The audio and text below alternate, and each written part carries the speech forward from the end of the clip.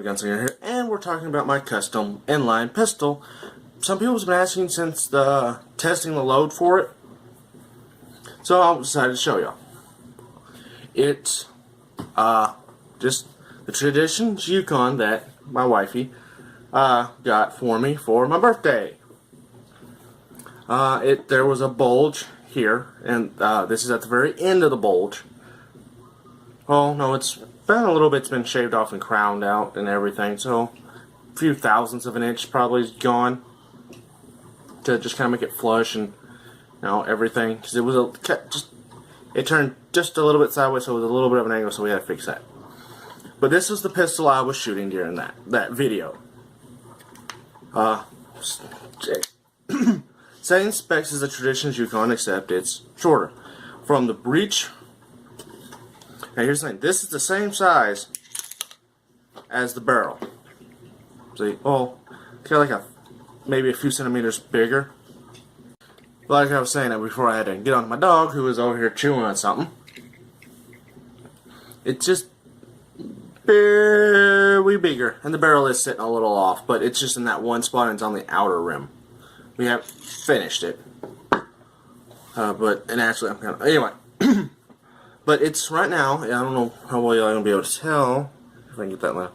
Right now, it's just kind of more of a point and shoot. You fill that up with the man-sized target and you fire. When I was shooting it the first time, I didn't even have that. I was lining it up with that. So that's probably why I was shooting weirdly. That does give me a pretty good sight picture. Not as good as y'all were seeing, but still it's a point and shoot. It would kind of, I guess you could classify it, gives you kind of a cavalry sight. But what I'm going to do is, when I get it off, this one, take this one, put it on here, and then get me just a little sight for it. Now, some people are going to probably wonder why is the ramrod underneath it. Because I had to put some lead here to help balance it out when it shot. Help deal with the recoil, because that was way too much in the front. I would start shooting, and yes, that is perfect for me. Look at that. It's right where I need that finger, and it automatically lines up. And that's we have here. This is just drywall putty, filled in. Going to paint it black.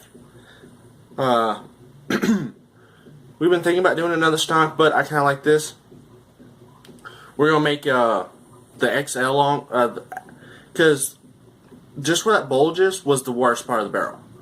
There is another part of the barrel that was still good. We're working on that, learning from our flaws from this and making a longer barreled version of this. We're gonna make that one. We're gonna plug the breech plug and make it a side lock instead of an inline, because why not? For those who don't know, side lock, this is technically the lock. They would be over here. But it's both going to be still 50 caliber, 148 twist, but anyway, I don't know, we might do another inline, I don't know. But this right here is 7.5 inch barrel. With the breech plug in. Without it, it's about it's about 9 inches total it's about 9 inches from here to here.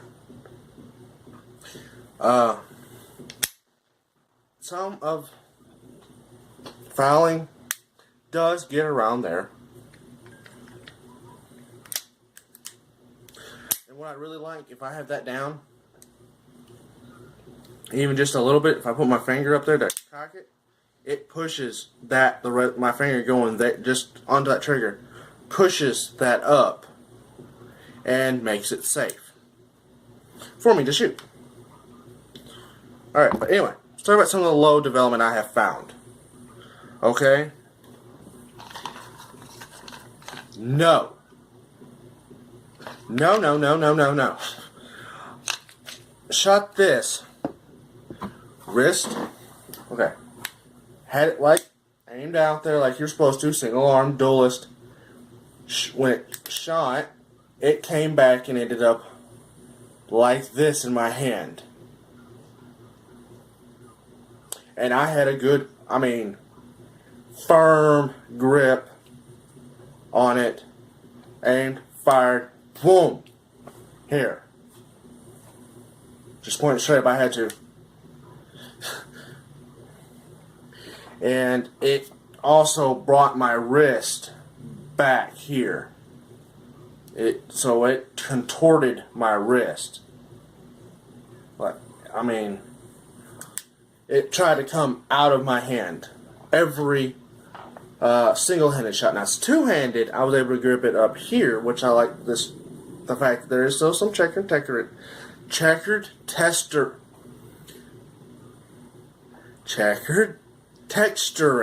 Thank you, tongue, for working with me today. And also, there is no ramrod, so I can kind of grip it kind of like this. That's why I kind of rounded this off. Like this. Kind of like a pump action shotgun. I can get it in there kind of like that and aim. And those were the ones I was doing like the round balls. That's the ones that were the closest. So, and that was before I put this up. And at the time I just had the screw on there at the front. I had added these two just to see what I can do. And then if that doesn't become accurate, I'll just put a scope on it and make another holster and use that one for the new cap and ball revolver I'm getting sometime. And we'll be doing an unboxing and all that stuff. Don't worry about that. But anyway, back to this pistol. Those were pretty accurate. And even someone said that I was thinking you were going to hit it with that. But the fact that I had literally shotgun sights, I'm surprised I got close as I did. I should have brought it over. I should have brought it over and up instead of down and yeah. I was getting told one thing and it was the opposite of where it needed to go. Now, this 2F, which is for rifle and shotgun. It even says it somewhere. Hold on one second. Okay, go. It says actually say it, but on the elephant can that I got up there, it's empty. I just have it because I can't find it very readily. I just like and also I like the picture on the can. It does say 2F rifle shotgun on it. It's meant for rifle shotgun. So this one does not. So I guess you could use this out of a pistol.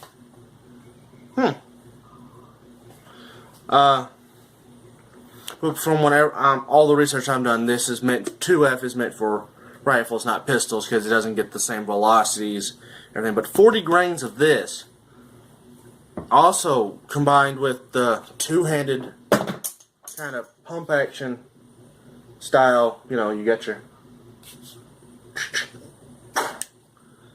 style, seem to really help accuracy a lot. So we'll put that into a test sometime here soon. Now this 3F, I've shot 25, 35, and 40, up to 50, and I'll off camera, and I'll redo the test for y'all on that, and kind of show y'all why I've chose 40 grains, because it seems, and I'm using them using this update huge behemoth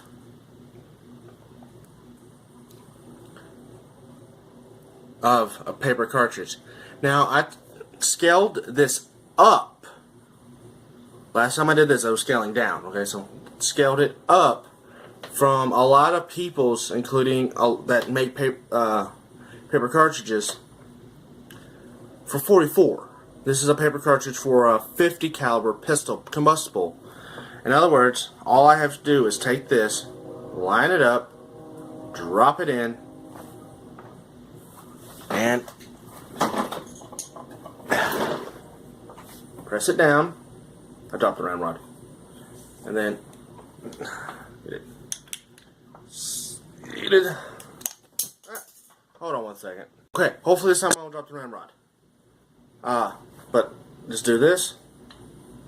Take it and get it started. And then press it on down. Make sure it's good and seated. Good way to tell that is to take it, and if it just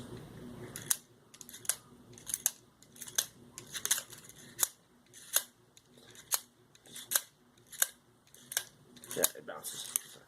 Get it warmer. Okay. Then mash the loading it fully. I know I have some primers here. There we go. Open the wrong one. Get back in there. And then cap it. Take this, put it in here now. I'll show you how to reload these too soon. And then aim and fire. And it does cut down the reload time, because once I get it. Now these are real Lee bullets. So rifle ingrained loading, and so it has a little bit of a lip bigger than the rest of the grooves. So I'm able to use advantage of that by putting the paper right underneath that, so it's all, say, paper patch, and the paper actually absorbs some of the lubrication, so it goes and out. But anyway, I know, weird noises. I'm gonna have to unload this here in a little while now. That's it. I mean, what else can I tell you? It's just simple shootable pistol. And by law here in Arkansas, I was able to do this. But just in case, I was able to do it personally without anything. But I went to a gunsmithing buddy and we did everything. Just to be on the safe side. And so there we go. But that's about it, guys. I'll see you in the next video. Bye-bye.